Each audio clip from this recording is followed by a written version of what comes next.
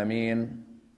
والصلاة والسلام على سيدنا وعظيمنا وحبيب قلوبنا وشفيع نفوسنا أبي القاسم محمد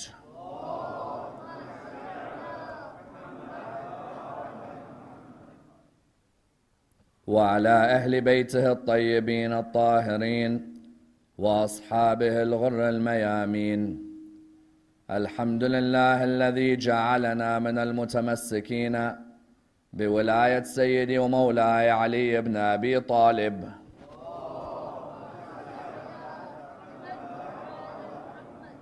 الحمد لله الذي هدانا لهذا وما كنا لنهتدي لولا أن هدانا الله. أما بعد، يقول الله في كتابه الكريم: بسم الله الرحمن الرحيم. أفلا يتدبرون القرآن أم على قلوب أقفالها. The first of our salawat in honor of Rasulullah Muhammad sallallahu alayhi wa alihi wa sallam.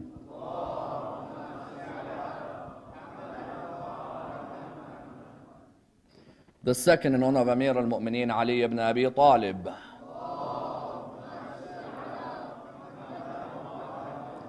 The third with your loudest voices in honor of the Imam of our time, Imam Sahib al-Asr wal-Zaman.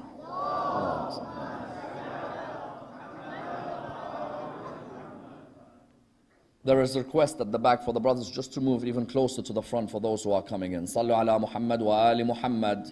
Allahumma salli ala Muhammad wa ali Muhammad.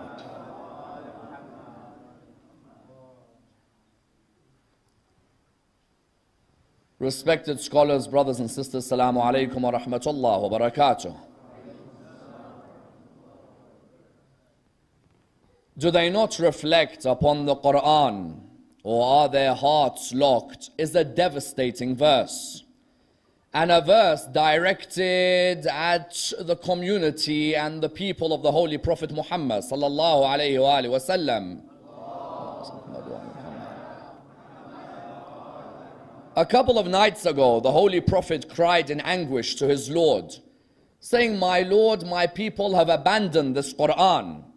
His Lord replied back to him by saying, "I made the Quran easy for them to memorize, but are there any memorizers?"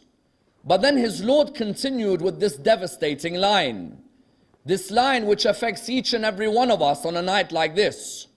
For the line is a very interesting one. أَفَلَا يَتَدَبَّرُونَ الْقُرْآنَ أَمْ عَلَى قُلُوبٍ أَقْفَالُهَا. Do they not reflect upon the Quran, or are their hearts locked?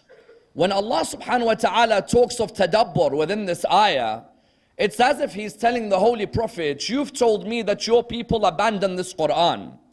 I made the Quran easy for them to remember, but it doesn't seem there's any memorizers. If they can't memorize the Quran, surely they would have the ability to ponder over the Quran. The idea of tadabbur is a deep reflection upon the verses of the Quran. Because we know within the religion of Islam, the highest trait the human can achieve is to be a reflective human being. As in, if you were to look at each and every one of the world religions today, they stress the importance of reflection and contemplation in the life of the human being. There isn't a religion in the world today that tells you to stagnate in your thinking. Every religion tells you, reflect upon the world that surrounds you. Ask yourself where you came from. Ask yourself, what are you doing currently? And ask yourself, where are you heading? Imam Ali ibn Abi Talib salawatullah wa salamu alayhi, Allahumma salli ala Muhammad, has a beautiful line where he states, "May Allah have mercy on the one who knows from where, and to where." What the Imam meant is that the basic attribute of the human being that differentiates them from any other existent is reflection and contemplation. An animal can eat, and a human can eat. An animal can desire, and the human can desire. An animal can sleep, and the human can sleep. But an animal doesn't have the contemplation ability cognitively like the human being. Therefore, when Allah subhanahu wa ta'ala in Surah 47 verse 24 says, أَفَلَا يَتَدَبَّرُونَ الْقُرْآنَ, do none of them reflect upon this Quran, The idea was that your basic trait as a human, which highlights to you whether you have any attachment to the Quran, is your ability to ponder on its verses.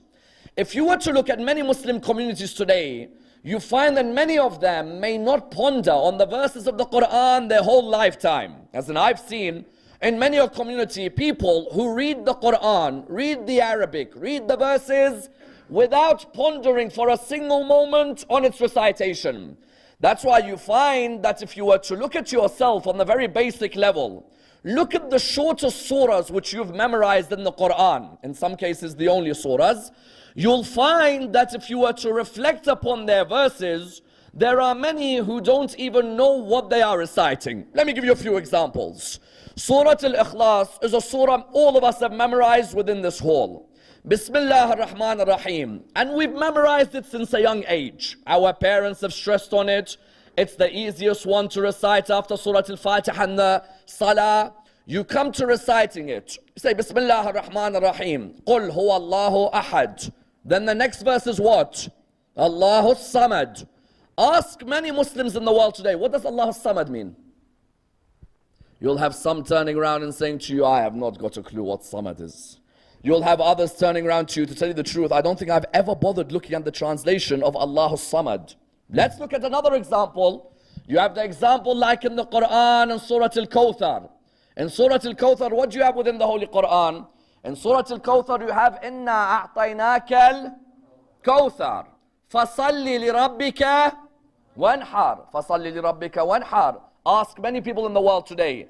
Inna a'tainaka al-Kawthar. They'll tell you who Kawthar is.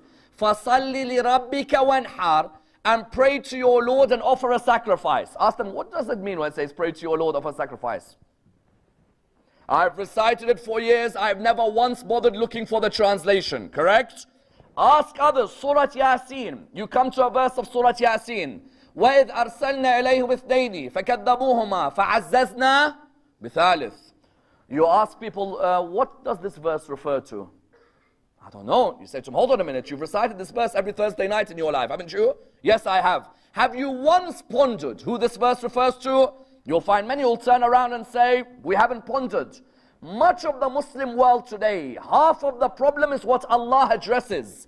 أَفَلَا يَتَدَبَّرُونَ الْقُرْآنَ أَمْ عَلَىٰ قُلُوبٍ أَقْفَالُهَا. Either they are reflecting upon the Quran, or their hearts are completely locked. That's why Amir al-Mu'minin has a wonderful line. What does he state? There is no good reciting without reflection or worshipping without understanding. Isn't that true? Imam Amir al-Mu'minin, what does he mean? He says there are many in the world whose worship is a dry worship. Bismillah ar-Rahman ar-Rahim, alhamdulillah rabbil alameen ar-Rahman ar-Rahim, maliki yawmiddin. Not 1 minute in the day does he care to go and ponder on these verses. No, just recite and recite and recite like the Quran is a 1,400-year-old book in Arabic. If you want 1,400-year-old Arabic books, then I can go to a British museum and I'm sure we can find a couple. The idea of the Quran was wrought, هُدًى لِلنَّاسِ وَبَيِّنَاتٍ مِّنَ الْهُدَى وَالْفُرْقَانِ. It was a guide for mankind and that which differentiates truth and falsehood. If I'm reciting فَصَلِّ لِرَبِّكَ وَانْحَرْ all my life, and I'm proud that I memorized Surah Al-Kawthar, and then when a non-Muslim comes and says to me, you know فَصَلِّ لِرَبِّكَ وَانْحَرْ and Surah Al-Kawthar, what does it mean? And I turn around and I'm like, you know what, I've recited all my life, I have not got a clue what it means. Then what is the Quran? You see, Rasulullah did not want the Quran to be a ceremonial book. You know what I mean by ceremonial? When nikah happens, bring the Quran out. When mayyit happens, bring the Quran out. And when Maulana happens to come to your house, become religious by putting the Quran out, correct? As in you'll find some, they don't read the book. If you ask them, you know that book over there, when was the last time you picked it up? They'll say to you, I hardly ever pick it up to tell you the truth, but it looks good on the cabinet and I heard it brings barakah to the house. No. The aim of the Quran was what? The aim was to read, but to also ponder.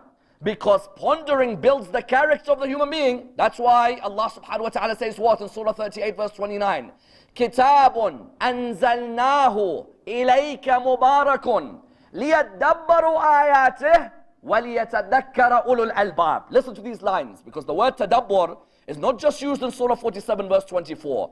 In Surah 38 verse number 29, Allah says, a glorious book which we revealed its verses to you, so the people may ponder. When my child, when my nephew, when my niece, when my sister comes to me and says, what's the point of the Quran?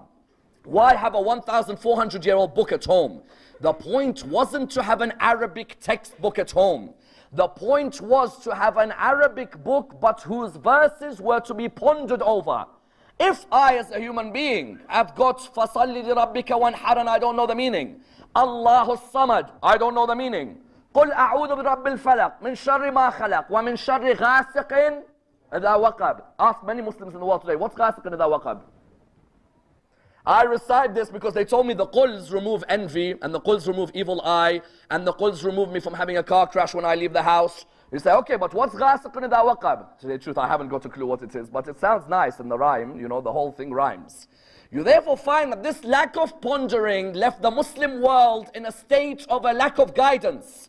When you saw the Muslim world in this state, why? Because the Muslim world had stopped reflecting upon the Quran. Rather, the Quran just became a book where you read the Arabic language and your tongue has oscillating movements. Tonight, let's examine this cry from the heavens. That what does Allah mean when He says, do they not ponder over the Quran, or are their hearts sealed? Let's examine this in the following stages. Number one, why does Allah say, or are their hearts locked?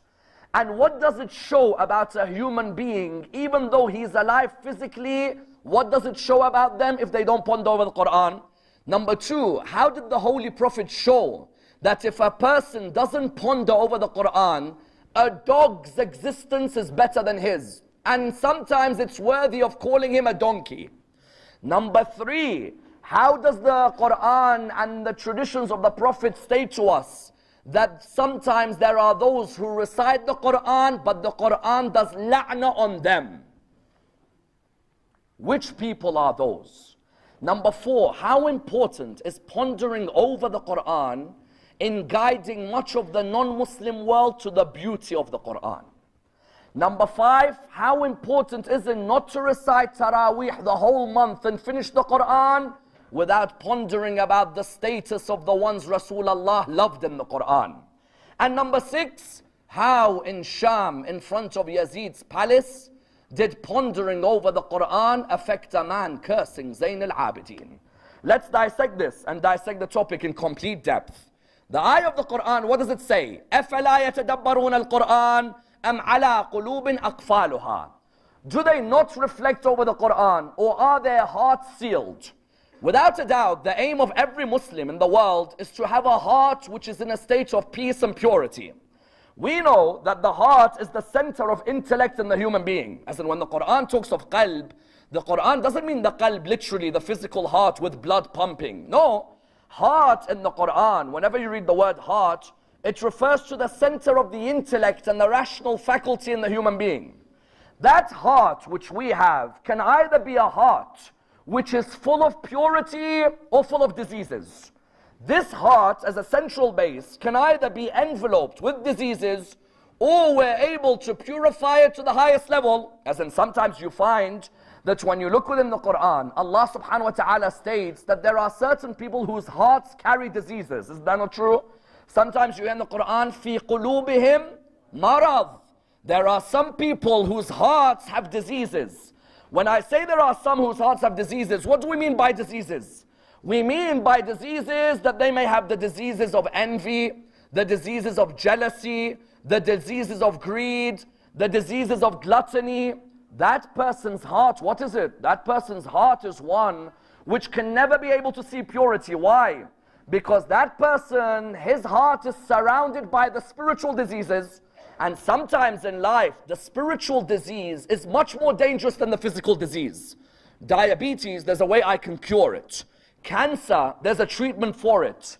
But sometimes greed and envy, there is nothing can cure it when it surrounds your heart, correct?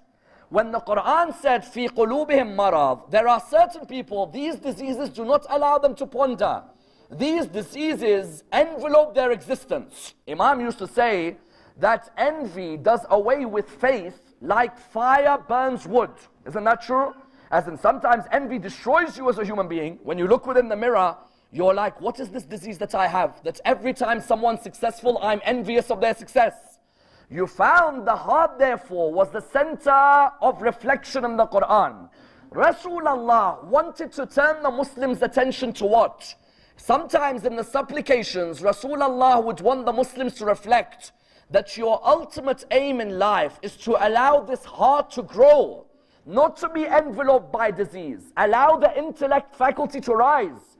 Haven't you read, sometimes we say, Allahumma inni as'aluka al-amana, yawma la yanfa'u malun wala banun, illa man ata Allah biqalbin salim. On the day of judgment, my wealth and my children will not help me. What will avail me? My peaceful heart. Rasulullah wanted the Muslim to have a heart which was peaceful with itself. In dua, he would also tell the Muslims, Allahumma inni a'udhu bika min nafsin la tashba wa min qalbin la yakhsha. Ya Allah, I seek refuge from you from a heart that cannot become humble. When the Quran said, are their hearts sealed? What it meant was, the person who does not reflect upon the Quran, his heart is sealed from all guidance. Because if the Quran is recognized as a huda, as a guidance for mankind, the one who sits idly Monday to Friday, earning, without pondering on the Quran, that person's physical heart is pumping blood. His spiritual heart is dead, correct? His physical heart, yes, there's blood being pumped. His spiritual heart doesn't ponder at all about his existence. And that's why Rasulullah, how did he turn this on his head? He gave a hadith to the Muslims where he showed them, do you think your intellectual heart of your nafs is something simple? He gave a hadith from his Lord. What is it? قَلْبِ الْمُؤْمِنْ عَرْشِ الرَّحْمَنِ. The heart of the mu'min can carry the throne of Allah subhanahu wa ta'ala. This heart of the human being, the heart of the believer, can carry the throne of Allah. Ya Allah, your throne which carries all knowledge. No, oh human being, if you reflect upon my Quran, I'll allow your heart to carry my throne. But it needs you just to take an hour of your day. It needs you to take 10 hours of your day. It needs you to take 10 minutes of your day. If you're able to reflect and ponder on the Quran, I promise this heart will never be locked. Let me give you an example. Miqdad came to the Prophet one day. He said to him, Ya Rasulullah, you know what? I'm confused. He said, about what? He said, I heard Abu Hurairah say something. I heard Ibn Abbas say something. And I heard a third Sahabi say something. He said, what is it? He said, Abu Hurairah said, an hour of reflection is greater than a whole year of worship. Ibn Abbas said, an hour of reflection is greater than 7 years of worship. A third companion, I went past him, he said, an hour of reflection is greater than 70 years of worship. Ya Rasulullah, I'm confused. You know what Rasulullah looked at him and he said? He said to Miqdad, come with me, let's hear what they've got to say. So when Miqdad walked with him, they came to Abu Hurairah. At this moment they said, Abu Hurairah, how do you reflect upon Allah subhanahu wa ta'ala? He said, I read Surah 3 verse 191 every day. He said, what do you mean? He said, Surah 3 verse 191, doesn't it say, the men of understanding reflect upon the creations of the heavens and the earth. So Ya Rasulullah, I reflect on this ayah every day. So Rasulullah turned around to Miqdad, he said, Miqdad, his 1 hour of reflection is greater than a whole year of worship. Correct? I don't want you just reading the Quran non-stop. No. Read the verse, reflect and ponder on that verse. Abu Hurairah would look at the verse, he'd reflect, you know what? How did he create this heaven and the earth? How merciful is he that he allowed me to share from that treasure? He could have kept it all for himself, but he's made the heavens and the earth subservient to me. Rasulullah turned to Miqdad, he said, an hour of that pondering on one ayah of the Quran, just one ayah. There were our people, how do we think in Shahr Ramadan? You know what, I'm going to finish the whole Quran. Don't finish, relax. You don't worry. Don't finish. You just take one ayah for the whole month, wallah, you'll change the whole Muslim world. Because if you're just going to read it in parrot fashion, there's no point. There are many people who write to me, they say, you know what, Sayyid Ammar, I finished the whole Quran this month. MashaAllah, credit to you. You have that attachment and it's good. But don't finish, rather ponder on the Quran. Just recite and ponder. Abu Hurairah, one ayah, just one, Surah 3, verse 191, Rasulullah said, you know that 1 hour of Abu Hurairah is greater than a year of dry worship. There are some of us, we go Umrah, we go Hajj. Ziyarah, Umrah, Hajj. Jum'ah, Umrah, Hajj, Ziyarah. Wallah, you ask him, فَصَلِّ لِرَبِّكَ وَانْحَرْ. So why are you doing all of this? Why are you doing all of this? Are you doing it so what? Oscillating Arabic tongue movements? There's an Arabic course in a university. Go do the Arabic course. When you came to this book, the idea was Abu Hurairah said what? 1 hour, Rasulullah told him, of Abu Hurairah thinking about Surah 3 verse 191 is greater than a year of worship. Then Miqdad said, Ya Rasulullah, can we work a bit further? Rasulullah said, come with me. Who said to you an hour is greater than 7 years of worship? 1 hour? Greater than 7 years of ibadah? He said, Ibn Abbas. He said, let's go and see what he does. Ibn Abbas was reading the verses about the Day of Judgment. You know those scary verses? The ones that make you reflect about your salah and your fast and the way you're treating your parents and the society that surrounds them.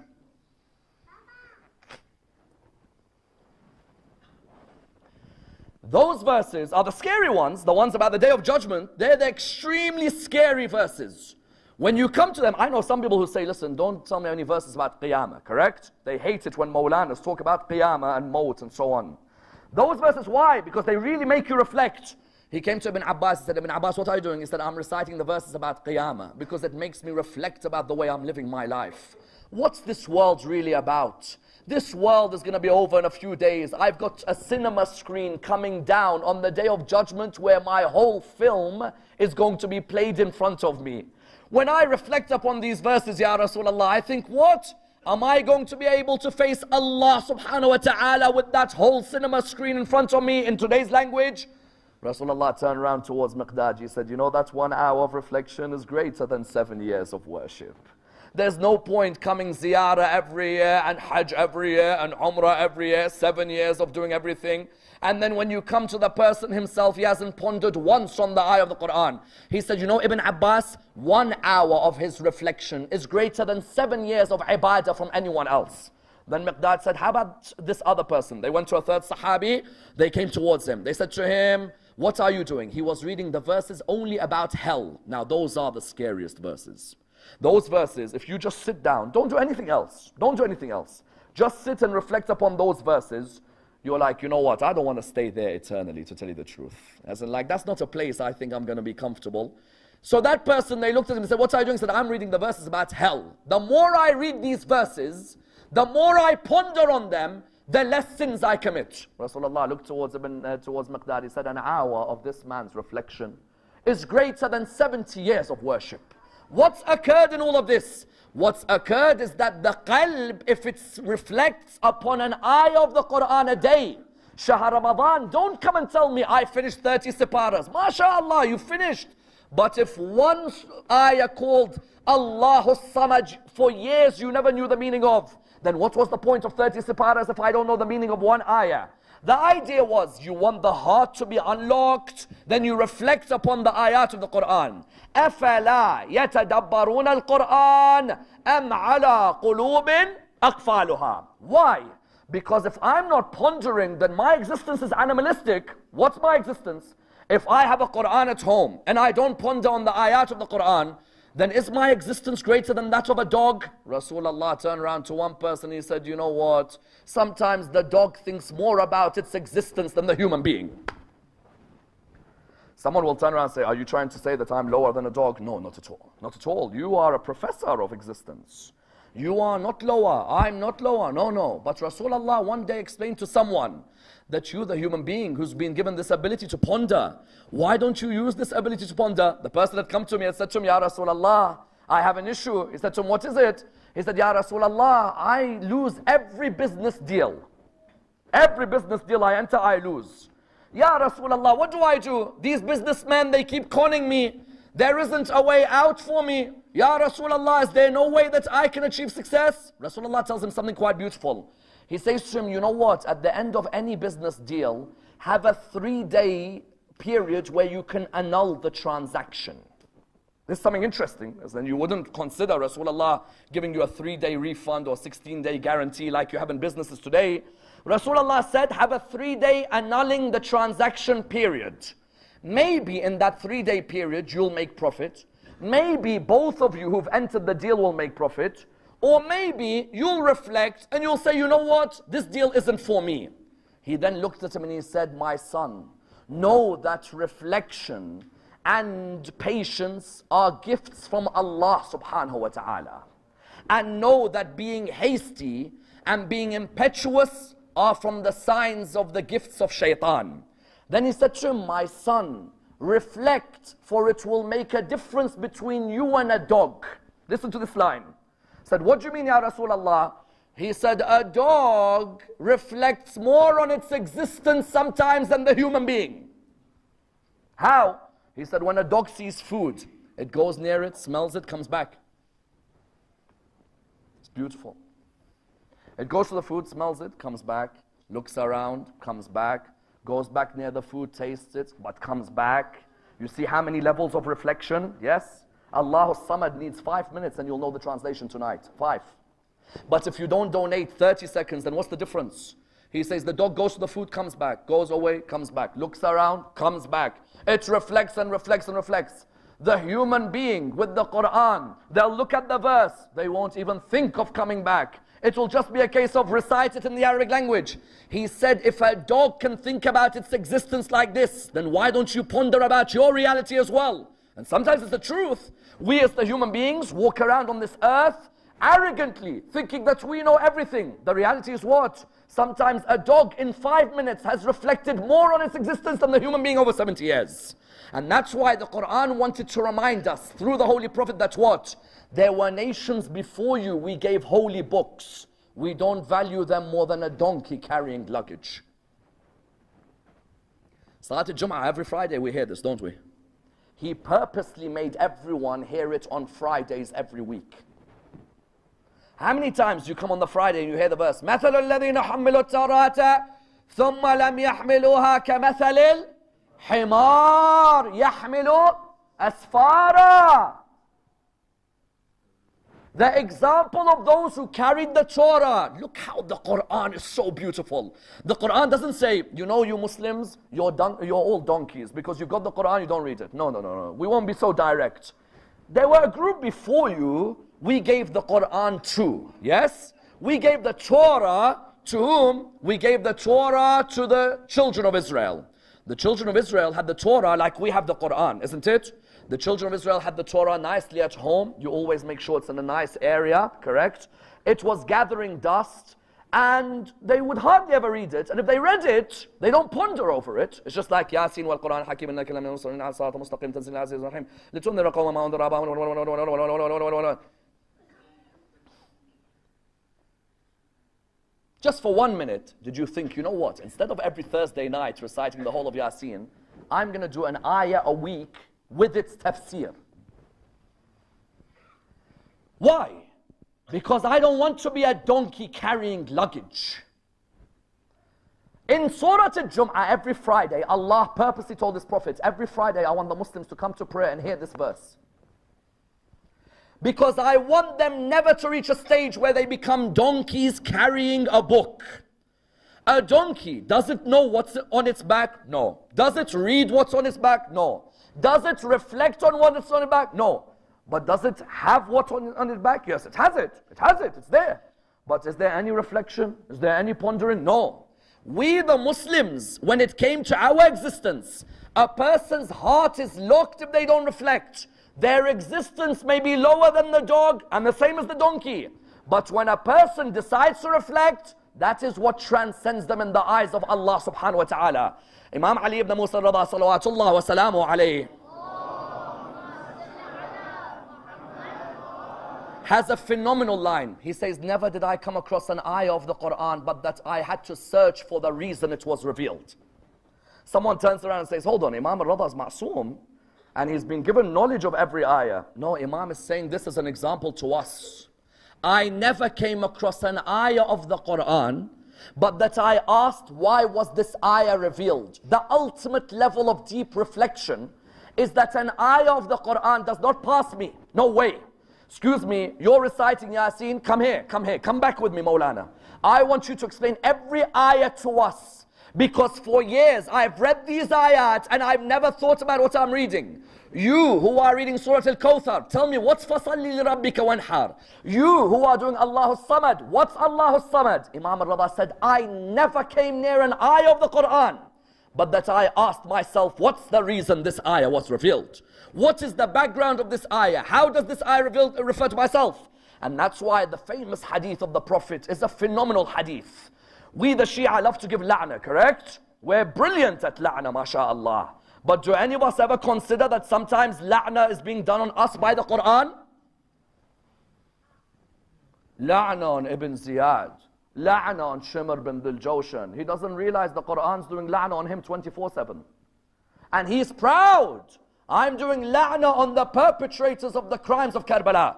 You knew that people like Shimr bin Dhul Jawshan originally had memorized the Quran or no? These were all memorizers of Quran. They had known the Quran inside out. These were Ali ibn Abi Talib's soldiers at Siffin. These weren't a joke. But there's a difference. What's the difference? Memorizing is one thing, but if there's no pondering on what you're memorizing, then what's the point? Correct? The Quran does la'na on those who recite it without pondering what's this verse revealed about. And how many Muslims exist today who recite the Quran without any pondering of what that verse is about? When the Quran does la'na, la'na means what? Withdrawal of mercy. The Quran asks Allah, Ya Allah, withdraw your mercy from the one who recites me without pondering on my verses.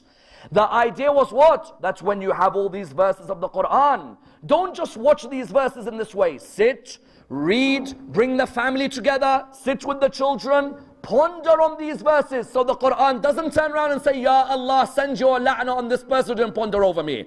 And that's why people ask the question, if the object of reflection is the heart, what types of tadabbur are there? This is a fundamental question. The object of tadabbur is the qalb. We agree? Because the verse says, أَفَلَا يَتَدَبَّرُونَ الْقُرْآنِ. Do they not reflect over the Quran? The particle M in Arabic signifies that there are two types of people, correct? There are two types. The ones who reflect and the ones whose hearts are sealed. We recognize that tadabbur is the sign of the person who has a relationship with the Quran. What types of tadabbur are there? There are many types of tadabbur. There's scientific tadabbur, economic tadabbur, historical tadabbur, linguistic tadabbur. There's even tadabbur on the verses about the sea. Someone says, what do you mean scientific, historical, linguistic tadabbur? The Quran is not like the Bible and the Torah. The Bible and the Torah are books of history. The Quran is a holistic way of life. When you look at the names of the index of the chapters of the Quran, that should be enough for you to realize that one of your hobbies in life definitely has a chapter named after it in the Quran. What do I mean? There are some of us here who love what? Embryology, correct? There are some doctors in this hall today, correct? There are some who've studied biology. That person, all he needs to do in his life, tadabbur on the embryology verses. There are some in this hall who love going out to sea, isn't it? They enjoy the sea, they enjoy the study of the waves in the sea, they enjoy what happens with the ships and the boats in the sea. Just do tadabbur on the ayat about waves. There are some of us, for example, we enjoy reading about the origin of the creation of the human being, let's say. Then go and just read about the origin of the creation of the human being, do tadabbur on those verses. There are some of us who love law in this hall, isn't it? There are some of us who are lawyers who have studied law. Study the law, verses of law. There's only 500 of them in the Quran. But study the verses of law and see how it relates to the legal system you live in. There are some of us who love economics in this hall, isn't it? There are surahs in the Quran named after economic principles. Surah 8, what's it called? Surah 8. Surah 8. Loudly. Surah 8. Anfal. Fantastic. Anfal refers to the spoils of war. There's an economic discussion with a surah named after an economic concept. Do you know why that tadabbur is important? Because if you know where the verses are in the Quran about embryology, about the leech-like clot, about the atoms, about the waves in the sea. I guarantee you, you show those verses to a non-Muslim, that non-Muslim will learn more about the Quran than you will.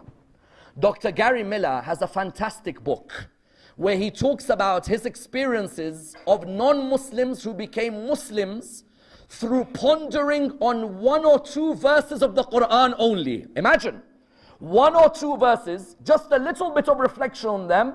Dr. Gary Miller tells his stories of people in Canada and America who became Muslim because of 1 ayah of the Quran. Let me give you an example. He says, I knew someone who used to sail the boats in the sea.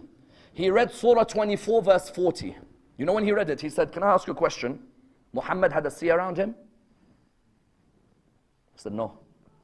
He said, there's no way anyone can talk about waves in the sea when he hasn't been to the sea like that, especially 1,400 years ago. Because Surah 24 verse 40 talks about the waves, how they hit each other. He looked at him. Dr. Gary Miller said, he looked at me and he said, are you sure Muhammad had not been to the seas? He says, look, I'm telling you, he hadn't been to the seas. He was living and brought up in Mecca, an arid land which is full of desert. He's like, then this word has to be from someone higher, because there's no one who knows the way the waves move unless he created those waves. In another story, Dr. Gary Miller says, just ponder on some verses, show them to the non-Muslim. When the non-Muslim reflects on them, he'll say, this is the book.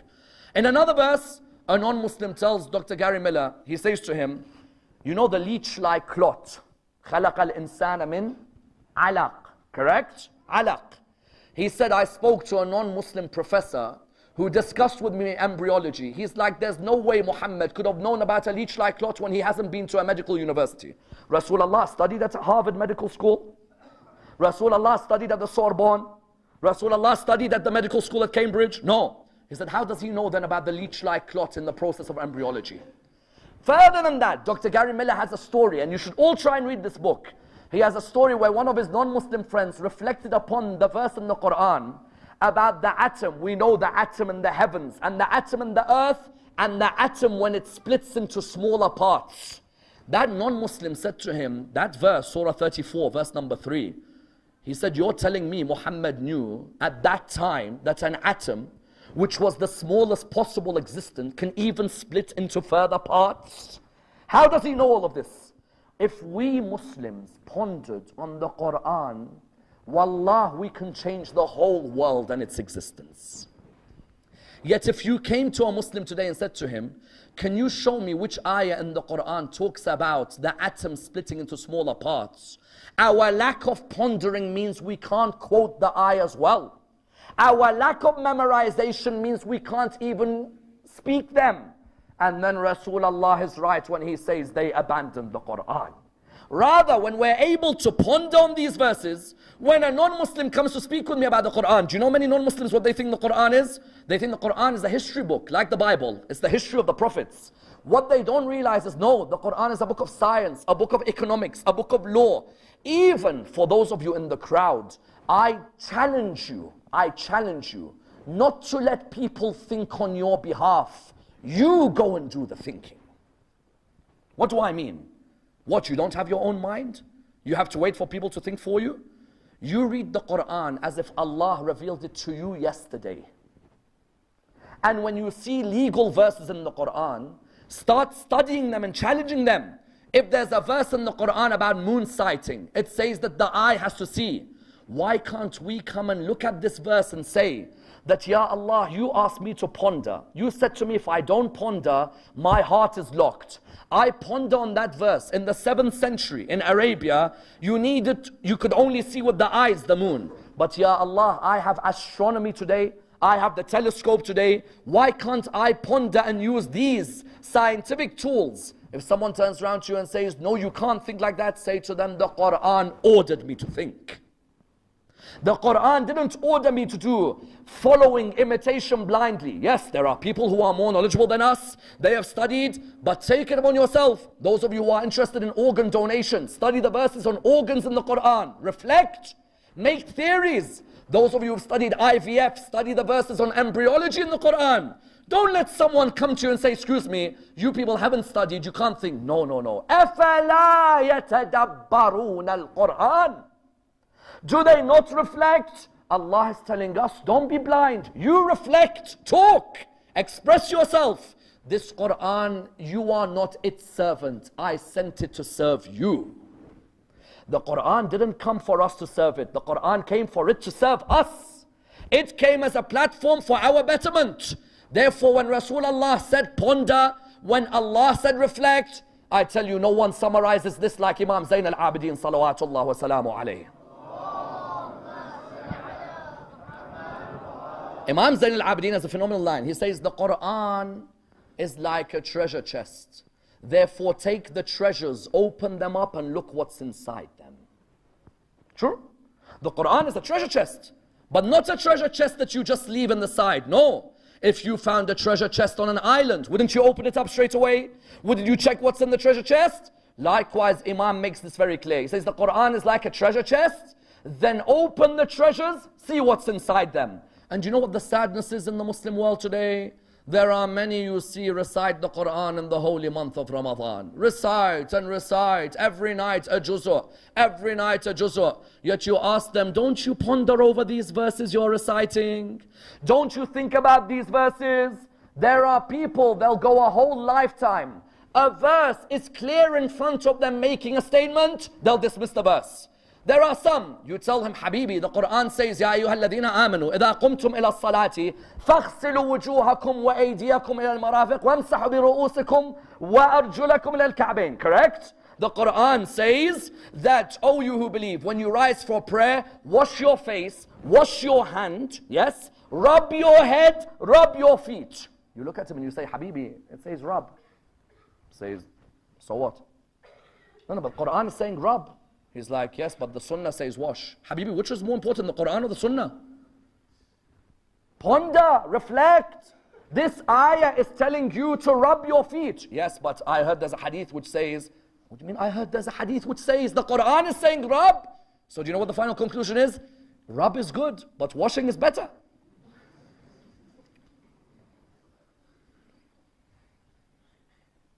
That's like that one scholar of ours who was teaching us a lesson on wudu. He said, the ones who say rub is good, but washing is better. That's like saying, you know what, if someone drinks alcohol, you know the lashes for alcohol, say you have to lash them whatever, 80 times. He says, 80 is good, but why don't we lash them 600? It's better. Baba, the law is Allah's law. Who are you to come? There are some in Taraweeh right now. He comes across this ayah. Ya ayyuha alladhina amanu idha qumtum ila salati faghsilu wujuhakum wa aydiyakum ila al-marafiq wamsahu bi ru'usikum. And he's just standing there. And he'll go home, and what will he do? Will he wash or will he rub? He'll wash. The ayah is saying rub.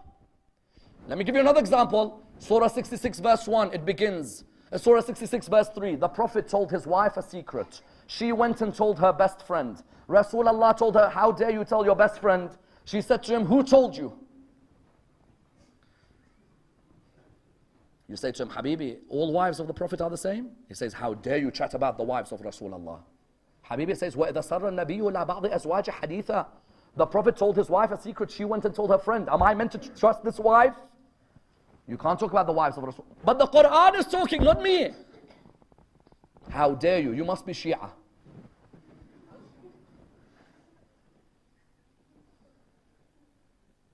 إِنَّمَا يُرِيدُ اللَّهُ لِيُذْهِبَ عَنْكُمُ الرِّجْسَ أَهْلَ الْبَيْتِ وَيُطَهِّرَكُمْ تَطْهِيرًا. For example, Allahumma salli. Right now, you'll find in the Muslim world, people standing 2-3 hours in salah. إِنَّمَا يُرِيدُ اللَّهُ لِيُذْهِبَ عَنْكُمُ الرِّجْسَ أَهْلَ الْبَيْتِ وَيُطَهِّرَكُمْ. You ask him after, who's Ahl al-Bayt? He's like, everyone. You say, no. The ayah is revealed, and there's a clear tradition. There has never been a wife of Rasulullah who said, I was in that verse. No wife of the Prophet has ever said, this ayah was about us. I defy anyone. You say to him, so who's it about? He's like, it's about the wives and the family. Habibi, the hadith in Muslim, it says, Muhammad, Ali, Fatima, Hassan and Hussein were under the kisa. No, doesn't matter.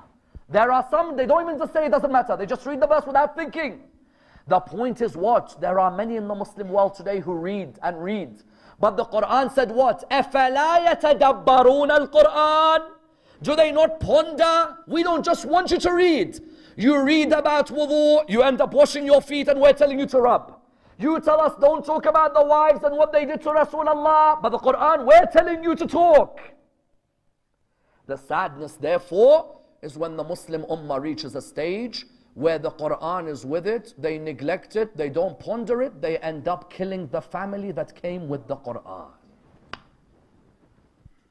Because if you didn't reflect on the Quran, then you wouldn't know who Zayn al-Abidin is or Zainab is, correct?